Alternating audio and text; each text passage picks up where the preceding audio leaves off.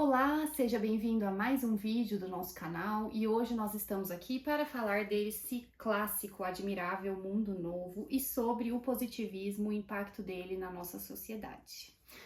Maravilha. Eu acho que esse livro, a gente pode começar, são muitas camadas, vamos ver o tanto que nós vamos percorrer aqui nesse bate-papo com você aí. O primeiro ponto de partida que eu colocaria, antes do positivismo, é uma crítica, uma sátira à modernidade. Acho que podemos começar por aí. Exato.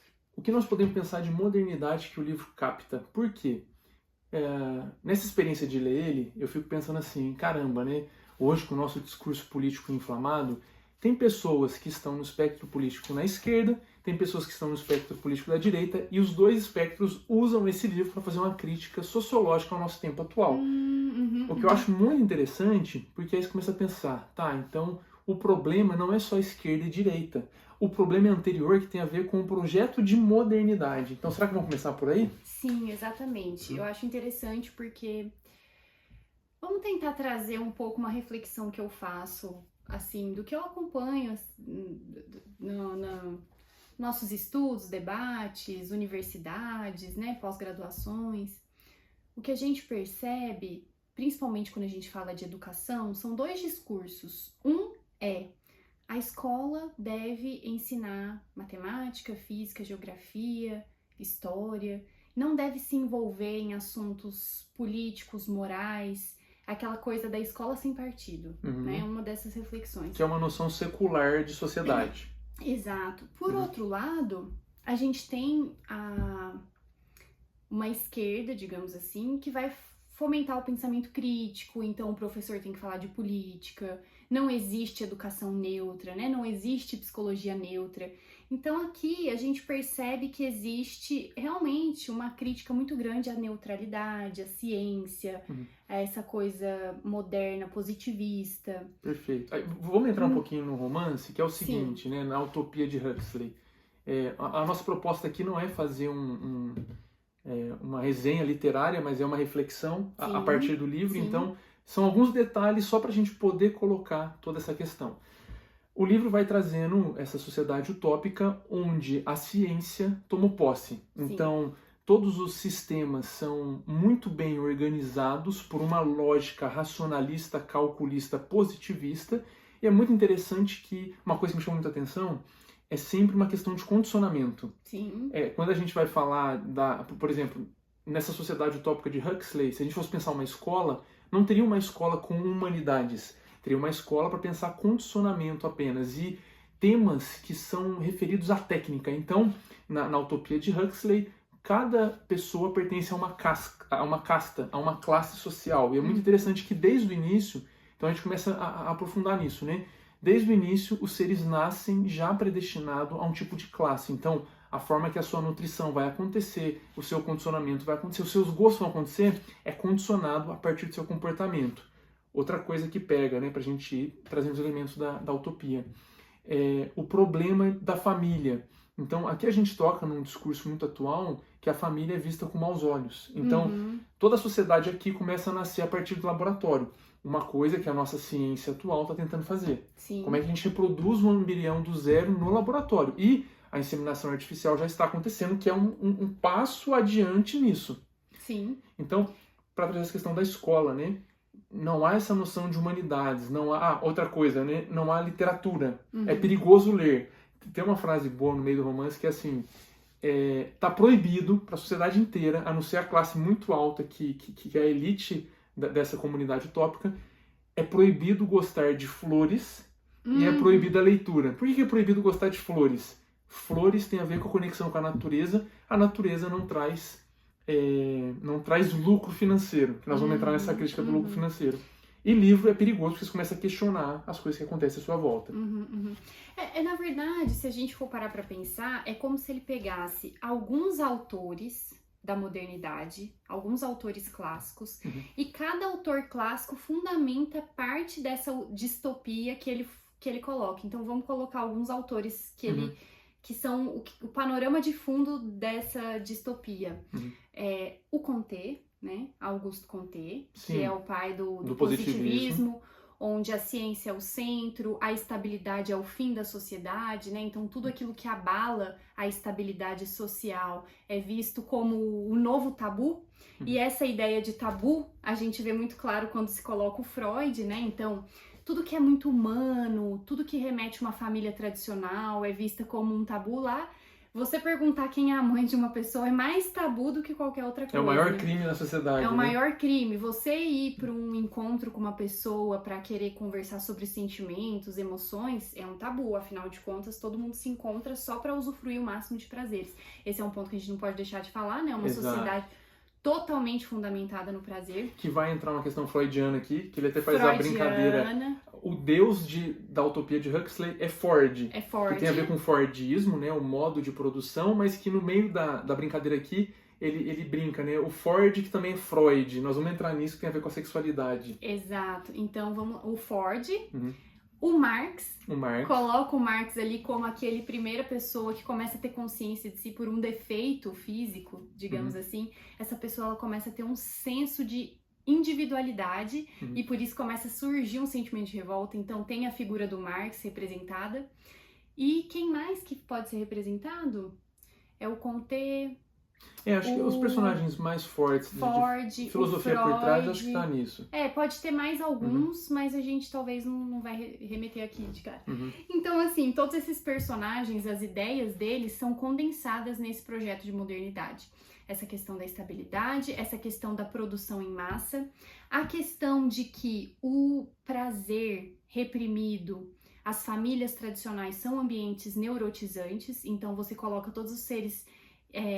desde o início, usufruindo do máximo de prazer, sempre dopados, sempre estimulados. Uma coisa engraçada, né? Nesse processo de educação das crianças na utopia, existem as brincadeiras eróticas. Sim. Então, desde da pré-infância, assim, as crianças são estimuladas e aí entra a ideia do bom selvagem, ó.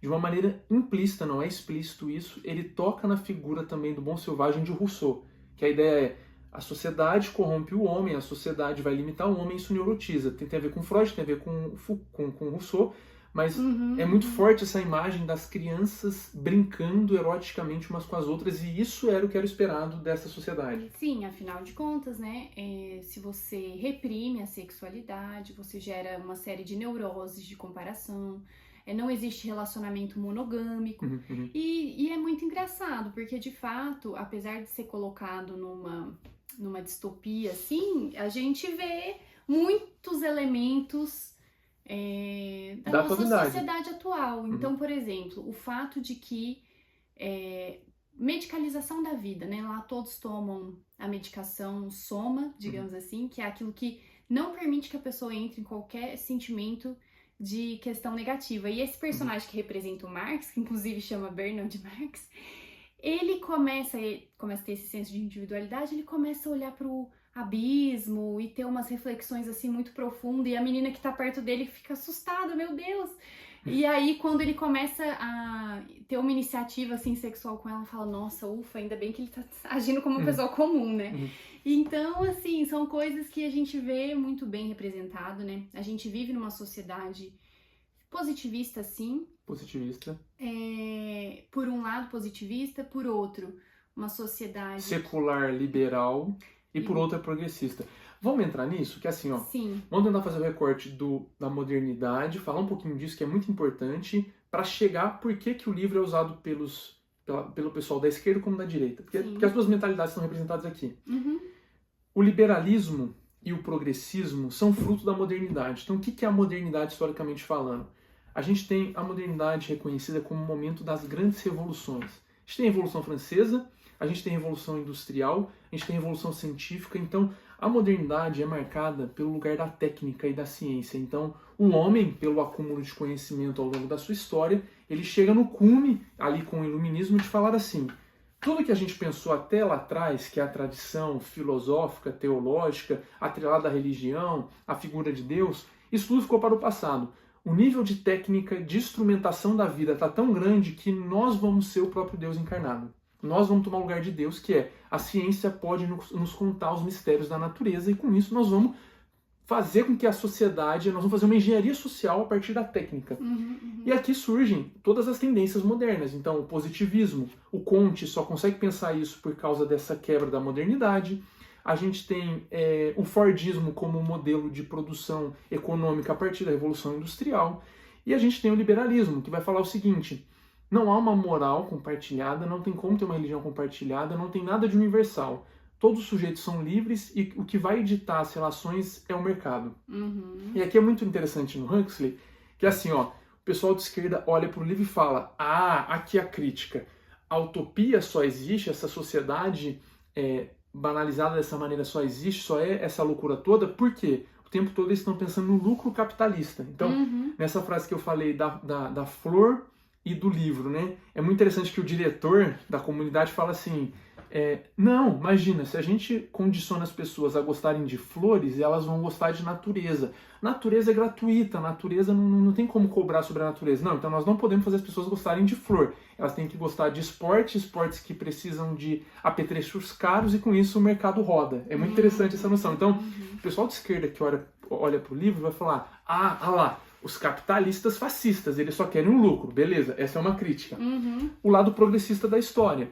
O lado progressista o nosso conhecimento está sempre avançando, a tradição é retrógrada, nós temos que sempre libertar o homem das suas amarras. E o bom selvagem, então a sociedade vai corromper, vai distorcer o que deve ser, e entra nessa coisa também, pervertida, sexual. Exato. Né? E também a questão da imanência, né, retirada da transcendência. Então, tudo que é cristianismo, é paganismo, ele está representado dentro dessa distopia na zona dos selvagens, né, que quase um zoológico, como se fosse fazer um safari. É uma zona afastada da comunidade, né? E lá tem padres, religiosos, cristianismos, as coisas mais absurdas. E fala de Deus e reza, reprodução vivípara. Isso aqui é uma coisa muito forte, né? O problema da família. O tempo todo narra como que as pessoas são agora construídas em laboratório, fertilizadas em laboratório, e os selvagens continuam com a reprodução vivípara. Eu fui até buscar essa palavra, não conhecia essa palavra. Vivíparo é o animal que se nutre dentro da sua própria mãe. Então, na distopia é bizarro que o organismo, que uma pessoa nasça e se nutra dentro dessa mãe, nessa coisa vivípara. É a redução de tudo que é natural ao homem, de toda a naturalidade humana, realmente de toda a natureza humana, né? Então a técnica cobre por inteiro tudo que é aquilo que é natural, em nome de uma sociedade feliz, estável, harmônica, cada um sabe o seu lugar. E isso unido principalmente nessas duas figuras, né? O Ford e o Freud. E o Freud também. O Freud, porque pro Freud, né, a natureza humana é aquilo que neurotiza, etc. Essa questão do prazer eu acho muito interessante, né, que eu acredito que talvez seja um dos problemas que a gente mais fica evidente hoje para o culto ao prazer, a dificuldade de negar os prazeres, né, e como que isso é muitas vezes fundamentado pela própria psicologia, né? Claro. Aqui a gente vê duas psicologias muito fortes aplicadas, tanto a freudiana quanto a behaviorista, né? A behaviorista enquanto condicionamento operante e a freudiana enquanto essa satisfação do prazer, dissolução também da família nuclear. Sim. E aí ele fala assim: algum dos senhores já foi obrigado a sofrer um longo intervalo de tempo entre a consciência de um desejo e a sua satisfação? Ninguém nunca experimenta isso dentro dessa sociedade por conta dessa medicalização, né? E a gente pode falar isso. Recentemente eu tive acesso a um dado, assim, dentro de uma área que eu atuo, uma micro-região de uma cidade pequena, de 60 mil habitantes, então cada bairro a gente pode pensar que... Não sei dizer números exatos, eu sei que dentro de uma micro-região dessa cidade eu estava assustada com os números que a enfermeira-chefe do posto de saúde fez um levantamento de quantas pessoas tomariam medicação psiquiátrica, e cerca de 1.200, né, por um microbairro que era abraçado ali por um posto de saúde. A gente tá falando de uma cidade de 40, 60 mil habitantes, né? E dentro de uma regiãozinha, 1.000. Claro, então imagina nas outras regiões de abrangência. Não, hoje o normal tá sendo a medicalização, né? É porque, na verdade... normal quem não se medicaliza para dar conta da vida. Então, essa questão de entrar em contato com o próprio sofrimento, não, né? Eu só posso ter o prazer, a satisfação, o bem-estar o tempo todo, não posso... Aí entra a questão do Byung-Chul Han, né? onde está a negatividade, né? A positividade, excesso de positividade, o negativo, o sofrimento, a dor, o vazio, a reflexão, Sim. elas não têm lugar. E eu acho interessante também desse livro que a gente teve a oportunidade, não existe uma adaptação, né, de filme exatamente sobre esse livro, mas a gente assistiu um filme, para quem tem curiosidade sobre essa temática, que é uma inspiração muito quase que... Sim, eles estão 60 anos de diferença, então com certeza esse filme foi inspirado no Huxley. Ah, é o mesmo filme praticamente, que chama O Doador de Memórias. Assim, pequenas adaptações do enredo, né, que tem essa figura do doador de memórias, que seria dentro dessa sociedade distópica, igualzinha a pensada pelo Huxley no Admirável Mundo Novo, você tem um doador de memórias que ele recebe essa vivência de como seria a vida com o sofrimento, com a beleza também, né? Então, ele é o verdadeiro humano, né? Ele é o verdadeiro humano. Ele não humano. está entorpecido por todo esse mecanismo. E é muito interessante, porque dentro desse filme você começa em preto e branco, você tem o condicionamento, cada pessoa tem uma tarefa específica. Uma tarefa específica. E esse... Não há inveja, não há orgulho, não há comparação. É interessante. Mas também não há felicidade, não há uma família real, não há amor. A palavra amor é banida, né? É banida. Como uma imprecisão de linguagem. Uma imprecisão de linguagem. Então, doador de memórias, Doador de memórias vale a pena assistir. Uma ideia do Comte, que eu acho a pena a gente aprofundar aqui, que eu acho muito interessante, é o seguinte. O Comte vai propor uma...